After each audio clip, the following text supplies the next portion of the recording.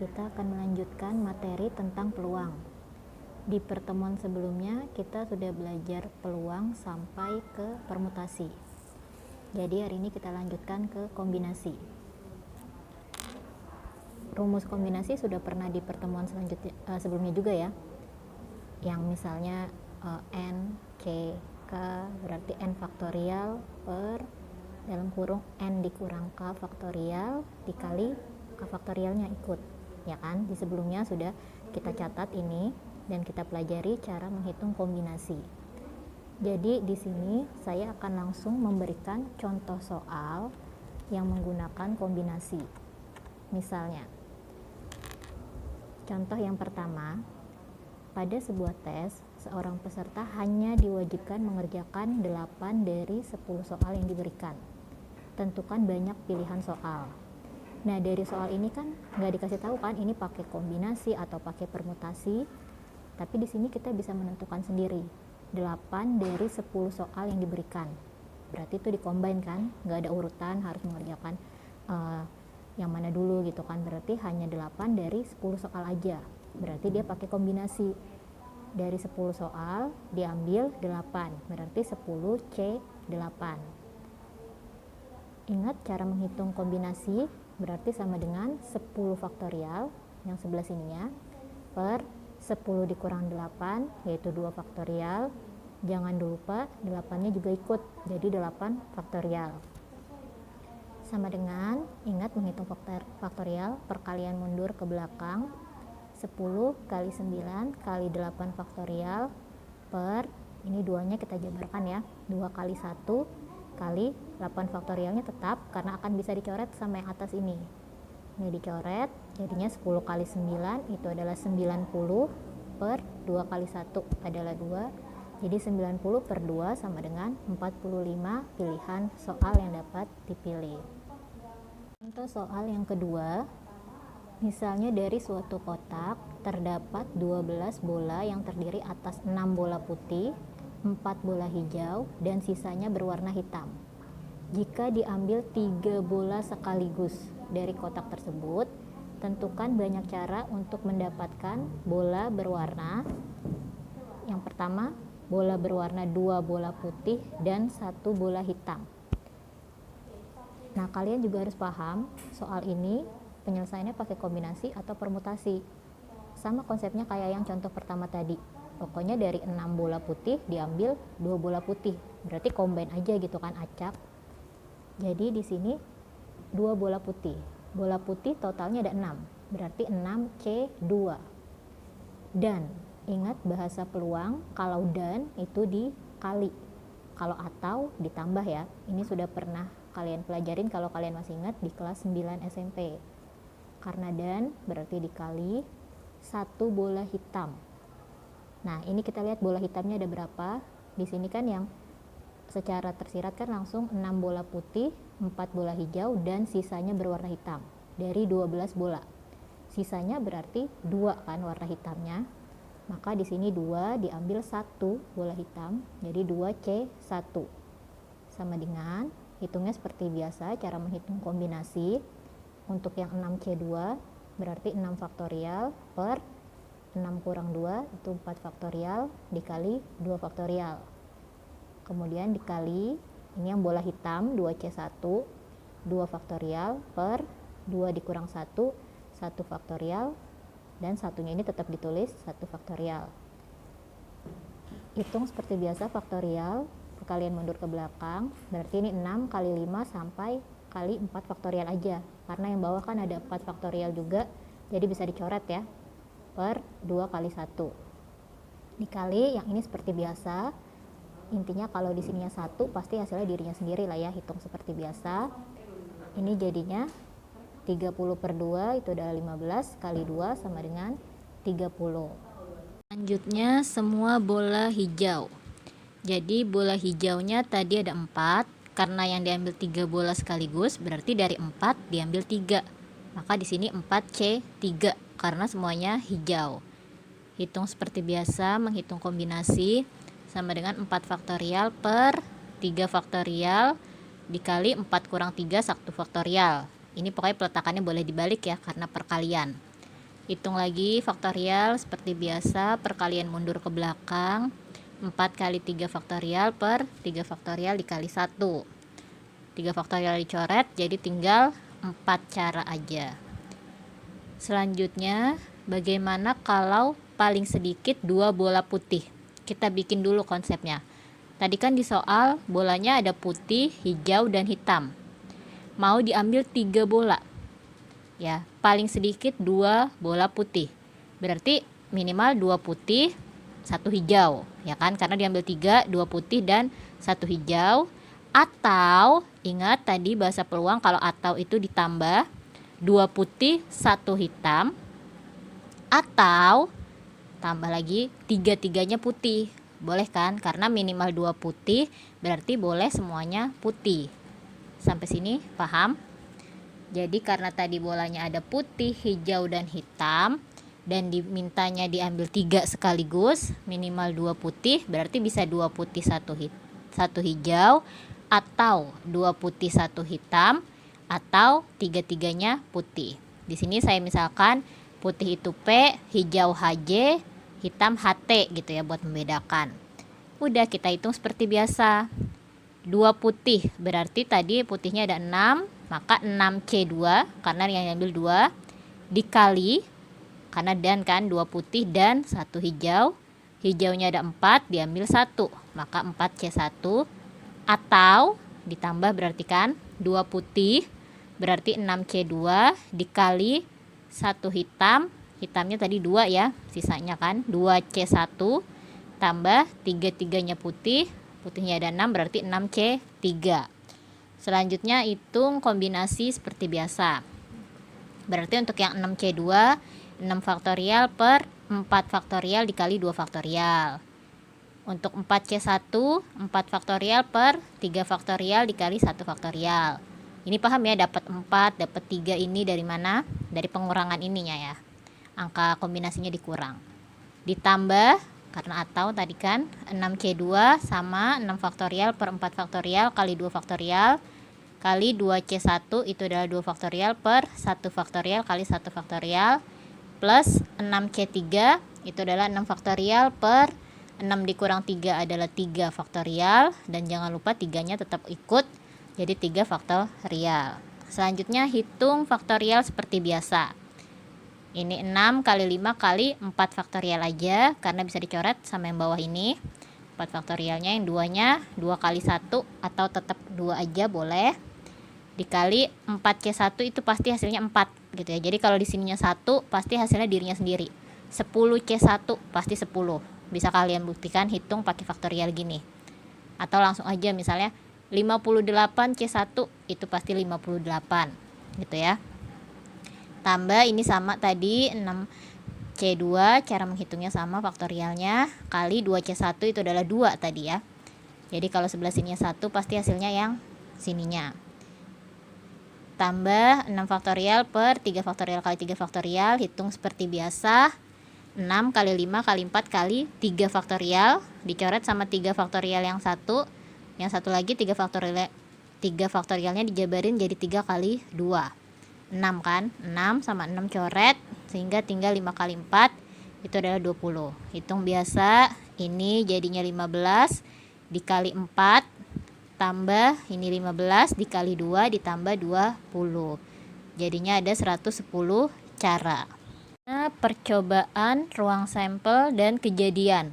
Ini kalau kalian masih ingat di SMP sebenarnya udah pernah yang bagian ini. Kalau kombinasi sama permutasi mungkin baru di SMA ini ya. Tapi kalau percobaan, ruang sampel, dan kejadian itu di SMP udah pernah, kalau kalian masih ingat. Saya langsung ke contoh aja biar kita bisa langsung membedakan. Misalkan pada pengetosan 3 uang logam bersamaan, jika P adalah kejadian muncul 2 angka, tentukan banyak ruang sampel dan himpunan kejadian P. Ruang sampel itu keseluruhan kemungkinan. Dari 3 uang logam, keseluruhan kemungkinannya adalah 2 pangkat 3. Kenapa? Karena logam itu kan punya 2 sisi. Kalau nggak angka, gambar. Atau yang biasanya kita singkat AG. 2 sisi. Karena ada 3 logam, maka pangkat 3.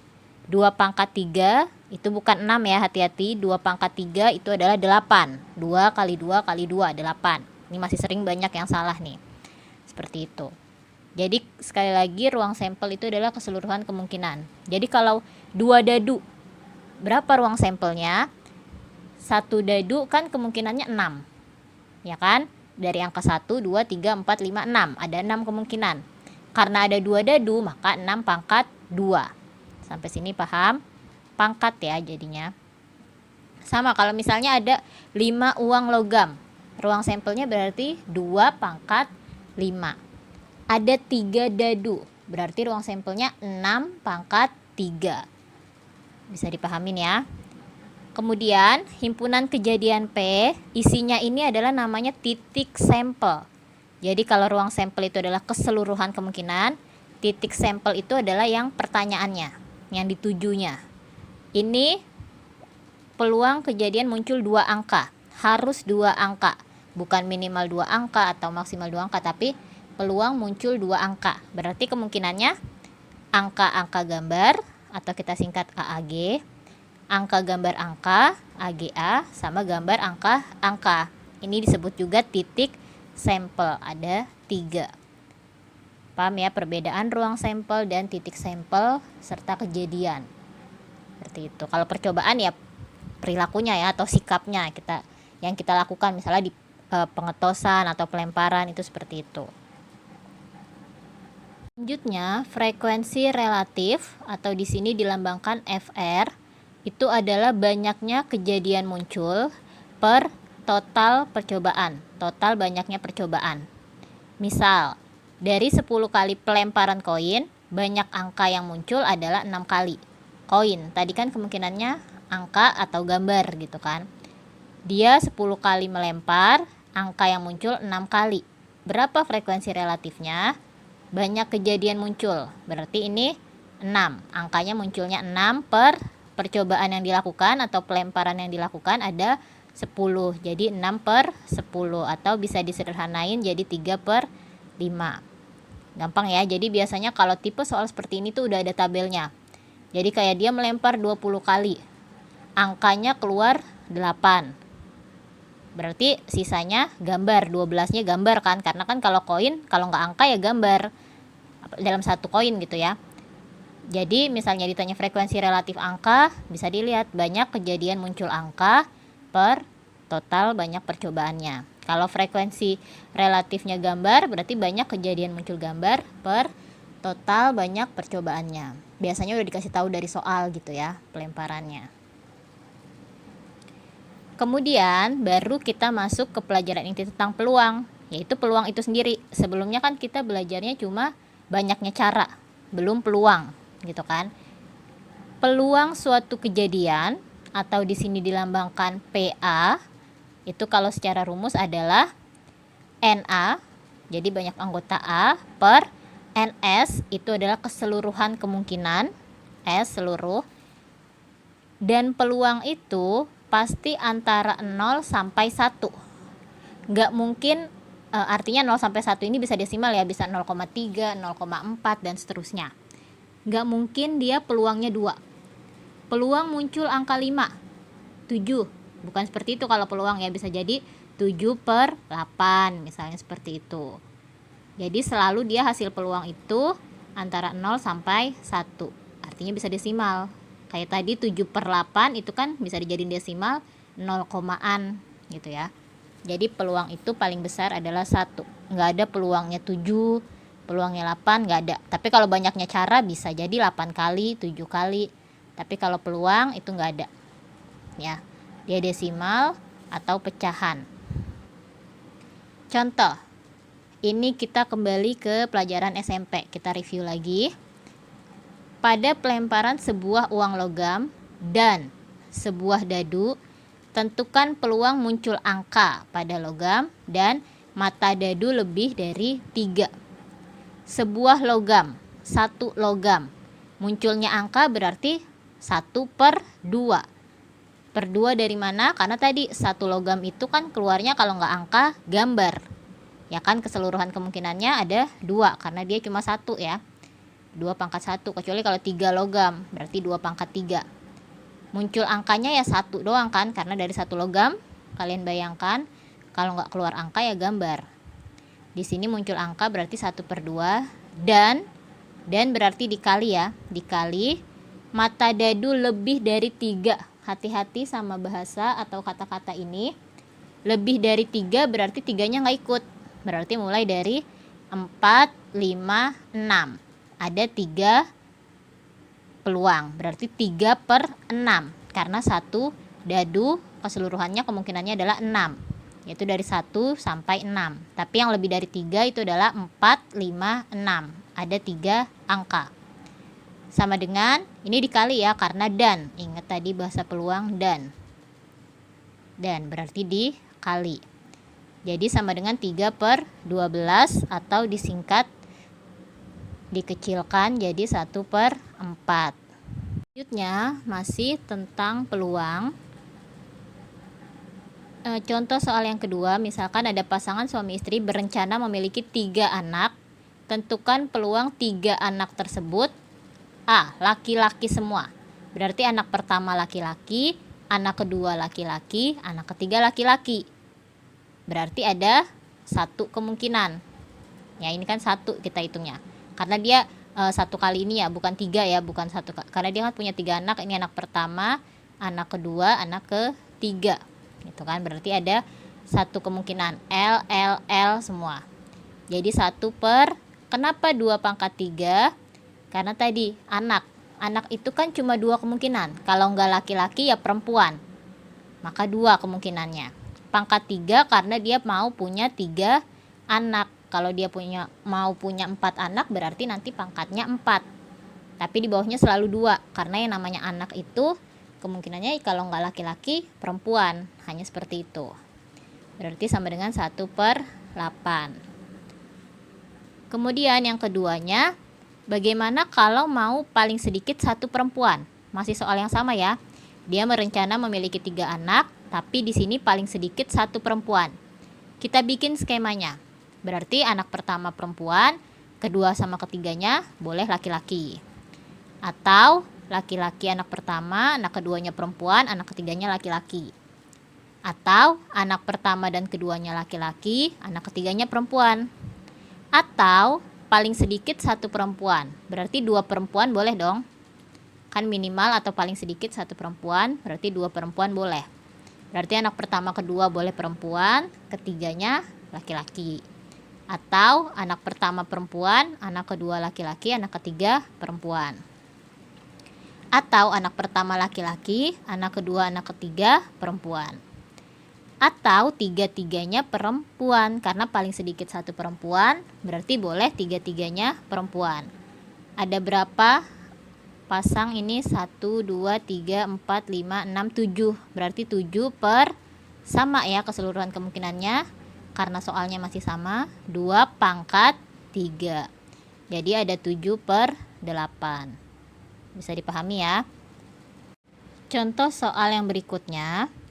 Ini masih tentang peluang. Pelajaran SMP juga, kalau kalian masih ingat, ini familiar sekali, sering keluar kalau di SMP, sering dijadikan soal. Misalnya dari seperangkat kartu bridge, pernah lihat ya kartu bridge itu yang ada kayak wajik, terus kayak pohon gitu yang ada warna hitam dan merah gitu kan.